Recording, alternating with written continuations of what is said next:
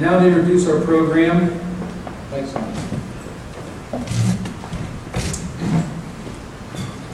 Thank you. Today our speaker is the State Auditor General, Eugene DePasquale. Eugene was elected Auditor General in the fall of 2012. Eugene came to York from Pittsburgh, where he was born, raised, and educated. He went on to earn a bachelor's degree from the College of Worcester in Ohio while playing baseball and football for the college. Eugene then went back to Pittsburgh to earn a master's degree in public administration from the University of Pittsburgh, where he met his lovely wife Tracy, who brought Eugene back to York. York became Eugene's new home, where he started his public service career, and Eugene and Tracy had 2 children. While in York, Eugene worked for the Brenner administration as Director of Economic Development for the City of York, while earning a law degree at night from Widener University. Eugene was then recruited by Governor Rendell to assist in the Department of Education or Environmental Protection in Harrisburg. And after 3 years of success at the state level, he decided to run for an open seat in the 95th House seat. Eugene was successful in that endeavor, and he became the first legislator to post his legislative expenses online for complete transparency. Eugene served the 95th House District for 3 terms and decided to set his sights on a statewide elected position of Auditor General, successfully winning the Democratic nomination in the primary, followed by a successful campaign this past fall. He is the first York County elected to serve in a statewide office since the 1954 election of Governor George Leader. 1954, it's been a while. The Auditor General is responsible for ensuring that all state money is spent in a legal and proper way, and some of the office's responsibilities are auditing state agencies, school districts, municipal pension funds, liquor stores, hospitals, and corporate tax returns.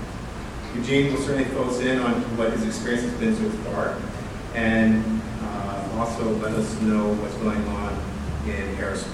Fellow Rotarians and guests, please warmly welcome York's very own State Auditor General, Eugene DePasquale.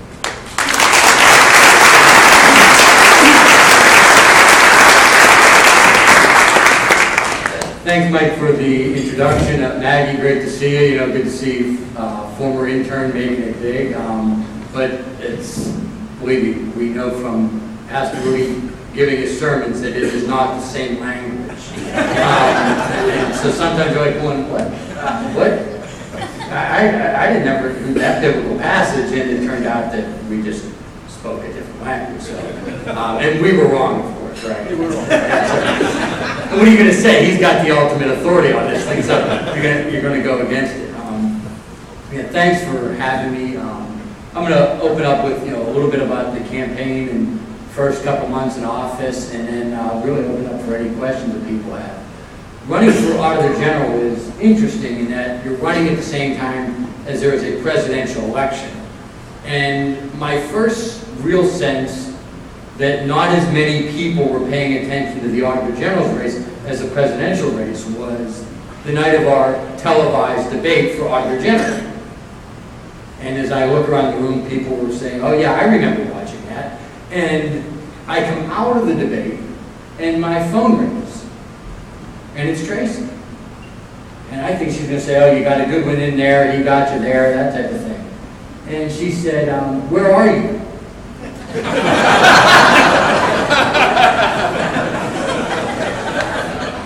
I said, hon, I'm the Democratic nominee for Pennsylvania Auditor General. And we had our one and only statewide televised debate tonight. She goes, well, I don't know about that, but you got to pick up Ben at the West York football game. So, and I looked like both campaigns, because it was a vigorous campaign, but John Morrow was a Republican, we were friends, we were running the clean campaign, we were duking it out, but both campaigns were going to, after the debate, to a bar to have some food and just, chill out and, talk about the campaign trail a little bit. Well, I had to go and pick up Ben at the West York football game, and even took a photograph and texted it to both campaigns, say, yeah, this is where I am right now. So that let me know that it wasn't the same viewership as Obama and Romney's 100 million. But on the same token, it's also interesting because after the election, you go from having this fight and scrap and claw to get anybody to pay attention to what you're doing, to immediately after the election, you get called general, which is what it is, except I'm not at home, so I take it at the office. But you become one of the 4 statewide executive officers. It's the second oldest elected office in the state, and you have responsibility to make sure that, you know, a $30 billion, nearly $30 billion budget is spent right in every state program, is operating the way it's supposed to in every school district, and you get an equal seat at the table with, you know, the governor, the state treasurer, and the attorney general as far as the statewide, and we each have our own separate, distinct role on this. And so after the election, I had my meeting with Jack Wagner, who was outgoing Auditor General, and the giddiness ended at that meeting. And I don't mean this to be critical of Jack, but he said, if you don't get a 3.5% increase in your budget, you're going to have a major problem. And we've been, you know, holding off, hoping the economy would turn around. But when that didn't happen, and the governor proposed a flat budget because, again, the revenue isn't coming in, we were left to do something that had never been done in the history of the Auditor General, and that was have a furlough. At the peak of the Hafer administration, there were 900 employees in the Auditor General's department. We're now down to 475 with the exact same responsibilities. In fact, they're even higher because charter schools didn't exist then, and we have to audit them just like we have to audit traditional public schools as well. So that was not only trying emotionally, but we had to look at everything differently. So we literally overturned every stone in the department. We've cut our vehicle fleet by 50%. We used to print every audit 40 times. Well, we don't print them now. If you want it, you're getting it electronically. We're saving the paper. Everything we print is now double-sided. You say, what's the big deal with that? Well, that saves us 3.3 million sheets of paper every year. We instituted a work-from-home policy because every time someone is commuting to a work site to do an audit, they get reimbursed 55 cents a mile. So if we're working from home, having someone who lives close to that site scan all the documents, email it back to the auditor, who then writes the audit at home. We used to have to mail those audits back and forth between managers and the Harrisburg staff. Now those are emailed PDF, and we're trying to save every single dime we can while doing the exact same job. We also inherited a 1,500 audit backlog. I mean, that was on day one. We eliminated that backlog in the first 6 months, and I'm very proud of it. You know, we burned the midnight oil to get that done, and we will burn the candle at both ends, or whatever phrase you want to use on that. I demanded a lot more from the team because we had literally no choice. But I also think what I've told everyone is I want to have meaningful audits, because prior to my taking office, the average liquor store audit, because we audit all the liquor stores, would take almost a year prior to completion. We've got that down to 60 days. Why is that important? If you've ever been audited, look, it can be uncomfortable.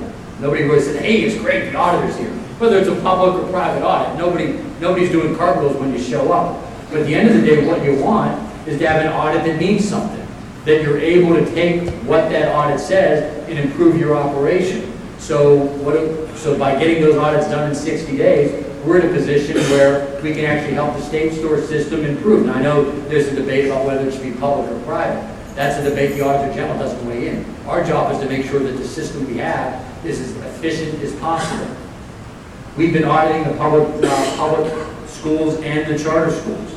And I can tell you that, you know, there's some schools that are doing a great job and some schools that are not.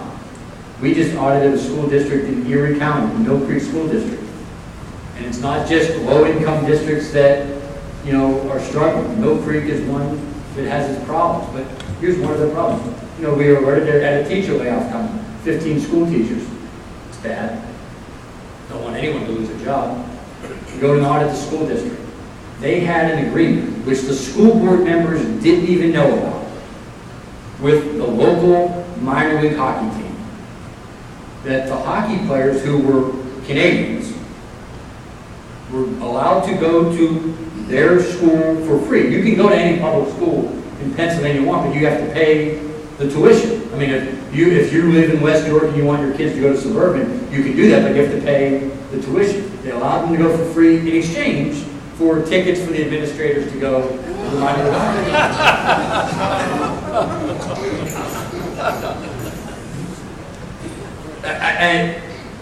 I went back 3 or 4 times to the audit and said, this cannot be accurate. This is, I thought I was on candid camera. Well, whether I was on candid camera or not, it was accurate. And literally, and the administrators actually tried to defend it. And one of the school board members who, I'll never forget, it's one of these things that lets you know that if you're a school board member, why it's important to be involved in the details of your school. He on camera said, and I don't say this to be critical because I appreciate honesty, he said, I feel like an idiot because I've been on this board for 2 terms and I didn't know this was going on. While this was doing it, it cost the district over $40,000, they're laying off 15 teachers. I mean, so those are some of the things that, as Auditor General, we try to call out and expose. When it comes to transportation, we did an audit of the turnpike. And it turns out that if, forgetting even, the turnpike is taking on an incredible amount of debt that is mandated by the legislature. And if this is not fixed in a comprehensive way, sooner rather than later, you will see, and we pointed this out, when I say $50, that's the paper caught on that, it's actually $49.89. By the year 2021, the drive across state will cost $50 if this debt is not addressed. And it's literally the turnpike being mandated to borrow money to fund road projects because we haven't had a comprehensive transportation bill since Tom Ridge was governor of Pennsylvania. So that's why a comprehensive transportation bill has to get done, and it has to get done right, because if a bridge collapses, it doesn't matter which political party gets blamed when that car goes in the river and someone dies. It literally doesn't matter. On the charter schools, we've also been tough on that too, because it's not just about the traditional public. The charters have made mistakes too. We have found that charter schools have set up a system where the owner of the charter school gets improper lease reimbursements by setting up a foundation from the state. The first 6 schools we audited all did the same thing to a tune of $600,000 in improper lease reimbursements. Now, in the grand scheme of Pennsylvania, you say, what's $600,000? Well, think about it. That's a reading program in every single school in Pennsylvania for a kid that needs it. That's $600,000. We also found the Department of Revenue, through outdated tax collection systems, because when they say we don't have the money or you spent too much, and there's obviously philosophical debates that go there. But I have yet to find any single person, whether it's somebody on the far right, far left, or anywhere in between, that doesn't believe that when you owe the tax, you should pay it. Well, Department of Revenue under-collected $34 million in corporate taxes, not because Tom Ridge is a Republican, it's none of that stuff. It's simply because they have outdated software in their system that they didn't collect it. So again, $34 million that is owed to Pennsylvania. It's not, you don't have to raise taxes one dime, or that's money that's legally owed that isn't being enforced. So these are the type of things we're trying to do and what I'm trying to bring to the Office of Auditor General, while at the same time holding our own expenses down, trying to be more efficient internally, be more open, be more transparent, continue, because we audited ourselves before I audited anybody else, because I wanted to make sure that we were doing everything right. Obviously going to make mistakes, there's things you can do better. I hope to be a better Auditor General in 4 years than I am today. But what I committed is that we were going to do meaningful audits, and every single audit we do has recommendations about how to fix the problem. Using my background as a legislator to try to correct the problem and offer solutions to how to fix it. And that's what I've been up to the last 6 months. I do enjoy it a lot. It took me 5 years to get the very controversial idea of banning texting while driving done, because only 93% of Pennsylvanians wanted to ban, 4% were opposed. And my floor speech, when we finally took the vote on that, said, have the courage to stand up to the 4% that disagree with this action. But now, if I want to go look at something, I just pick up the phone and call that bureau and say, hey, let's go look at that. I don't have to, get 101 other votes to go do it like Kevin has to do to get something done. So that's the fun. That's the fun part about it. It's not always fun having to travel all over the state. While we live in a gorgeous state, but the drive back from some of the locations to go to, because I'm the only row officer that doesn't have a driver. I didn't take a driver. When I go to an event with the Attorney General, she's got the two state police in suits and one in the uniform, and the Escalade. I'm sitting there in the Chevy Malibu by myself, and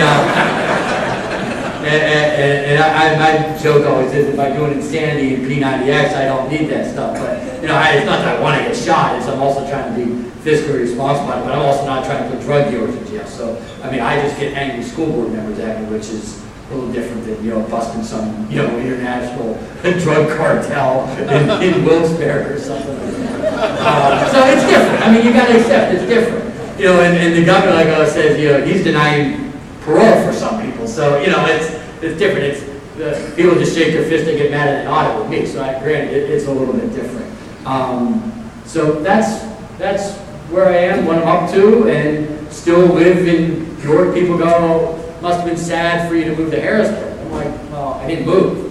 It's only 25 miles. I get out, get in my car, I drive up, and still complain about 83 traffic, and want the York split fixed, and all that other good stuff. So still living in West York, still helping coach the baseball and coach the basketball, the youth basketball. Not helping out with the football. I don't need to be in the middle of that anymore. My wife didn't want Ben to play anyway, so I certainly didn't want to be in the middle of that discussion.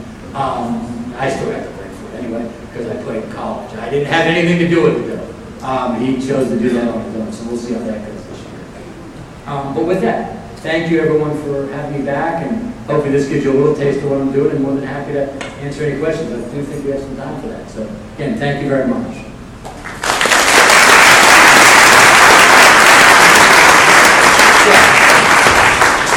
I'll do my best to repeat the question so everyone can hear it, because I don't think we have a mic in the audience.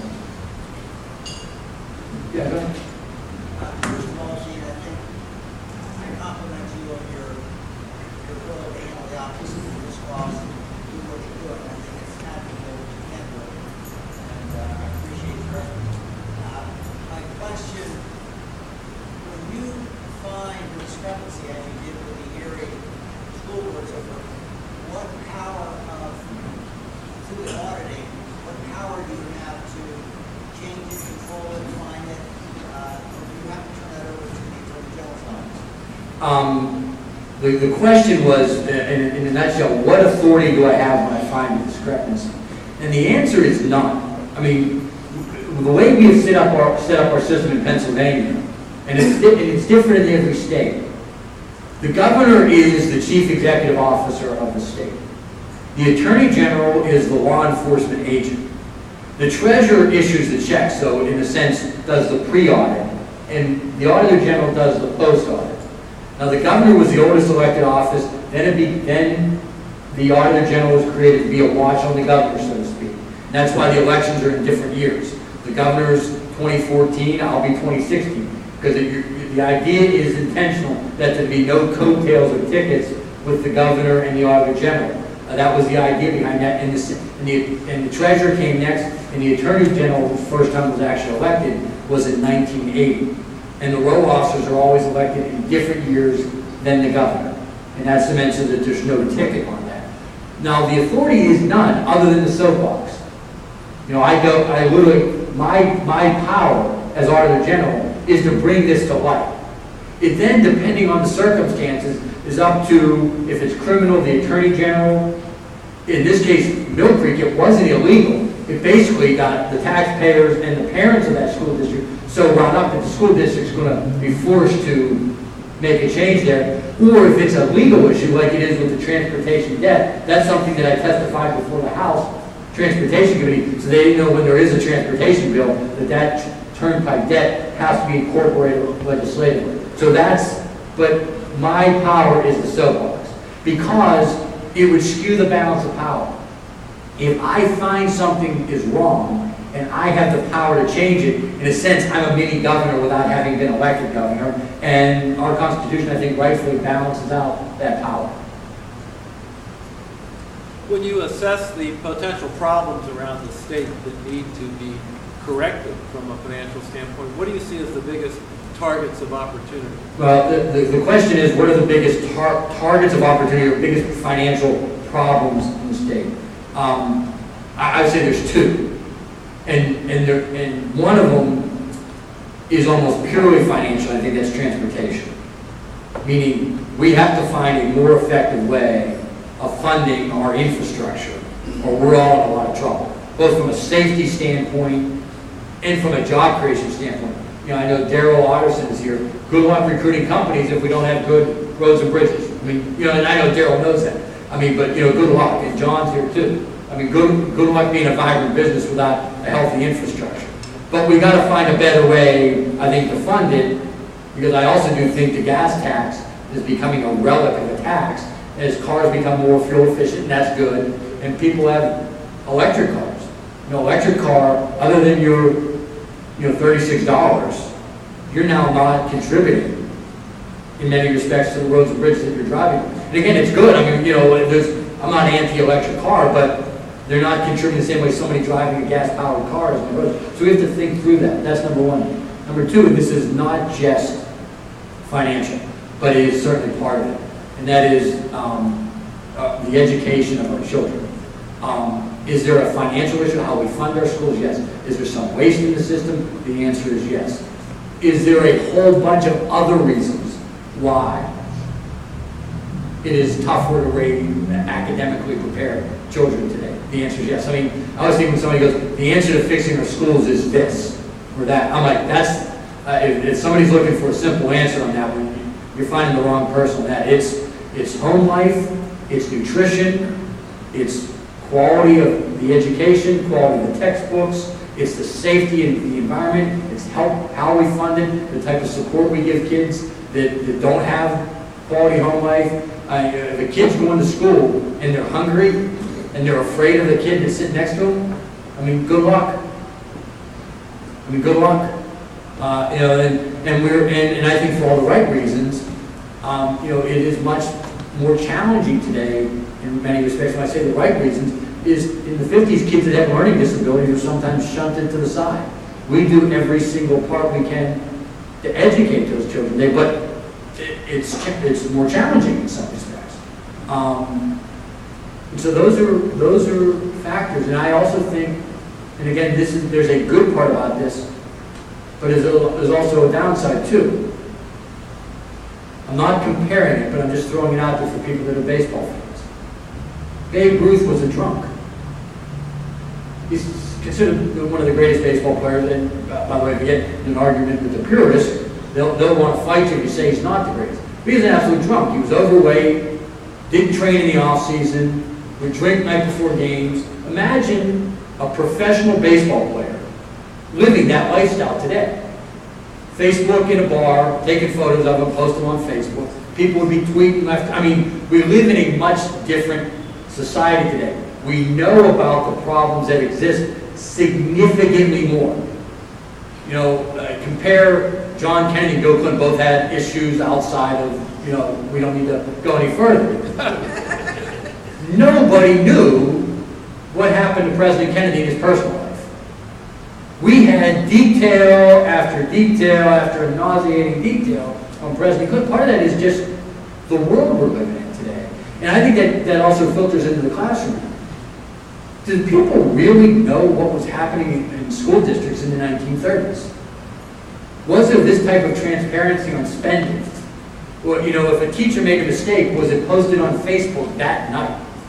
The answer is no. So balancing out the incredibly greater transparency we have in our lives, but actually the good part is we know more problems exist, but then do we have the patience and the time and the fortitude to fix them, and as opposed to just pinning blame on everybody and walking away? I don't have that answer on how we get there, but understand that all of our lives are significantly more open today than the most open and transparent person was 30 years ago. You put on yourself on Facebook, and there's probably a lot of people on Facebook. You put your likes, your dislikes, all that other stuff. There's people now that even have a tag on their Facebook page that lets you know every time where they go. Why people do this, I have literally no idea. But that happens. And so, you know, when you're on the turnpike today, you know, they can track that license plate. You have a cell phone, there's a GPS. It's not the government. There's a GPS in every single cell phone today. If they want to find out where you are, you know, they're going to find out. And we obviously know the debate that goes on with the NSA, you know, the President of the Congress regarding, you know, the spying and the work, you know, the wiretapping. And again, there's people on both sides of that argument. But our lives are much more out there today. And that certainly impacts schools. And how do we balance that out? And I think we got to figure that out as a society. I'll pass on the question of whether you're still going to church. But I wanted to ask, what's the difference between the work that you do and the work of the Inspector General, who is, as I understand it, an appointee and also does auditing functions? Yeah, the question is, what's the difference between the Inspector General and, in a sense, the Auditor General? One is, it's in, you know, the Inspector General is appointed, so I answer to the voters every 4 years. Now you're limited to 2 terms. But the Inspector General basically answers to the administration.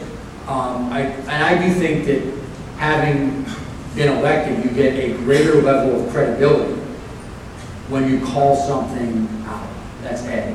B, I think the biggest part is the Inspector General really is trying to root out, at its core, assuming everything's operating on the up and up, which I have every reasonably, you know, the current Inspector General is, internal executive branch. They're not out in school districts. They're not auditing every municipal pension plan in the state. Not auditing the state teacher and the state employee pension plan. That's where the breadth of what we do is significantly more. Where the Inspector General is basically there to make sure the governor himself isn't screwing up, or herself, as it may be one day. Other questions? Thoughts, ideas?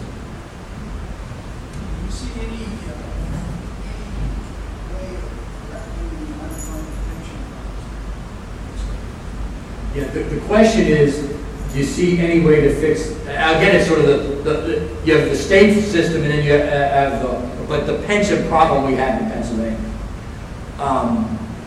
We have significant authority on the municipal pension side.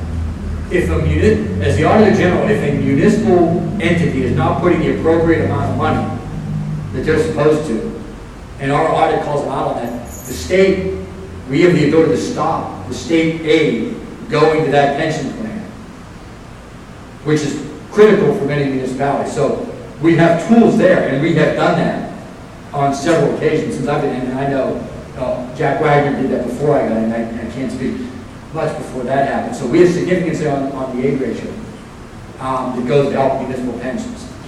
The state, we do performance audits and can pinpoint the problem, but we can't require the legislature and the governor to come up with a fix on that.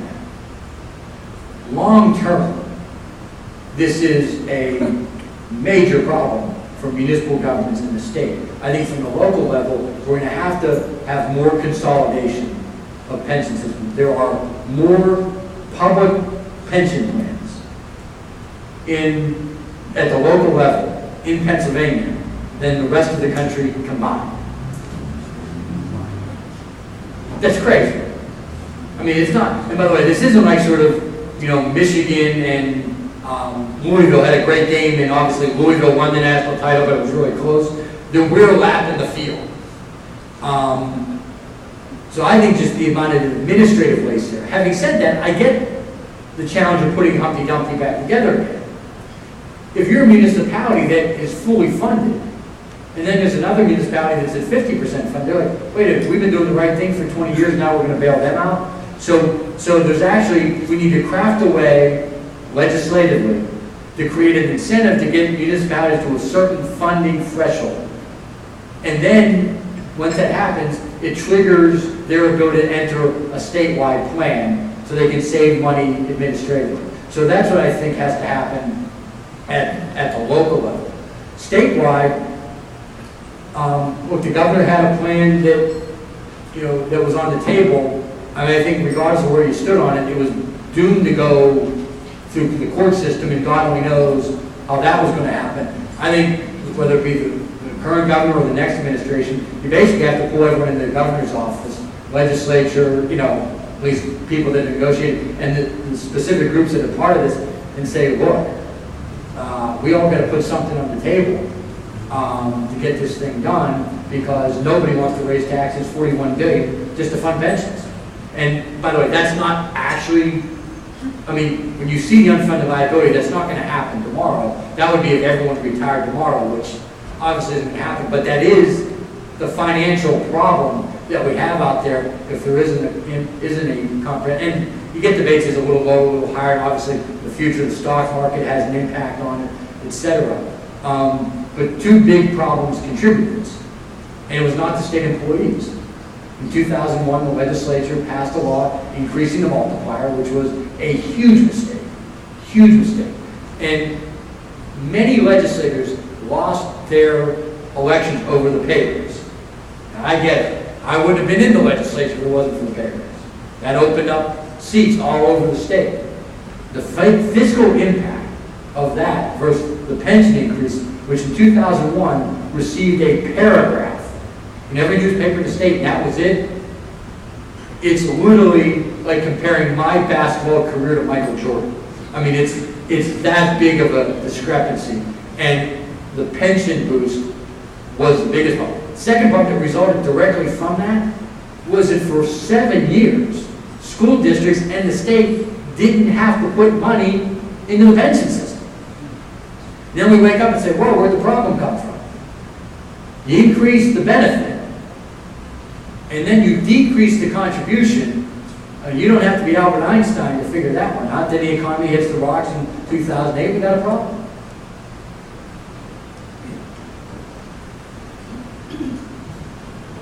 If there's no more questions, everyone, thank you again for having me. I look forward to continuing.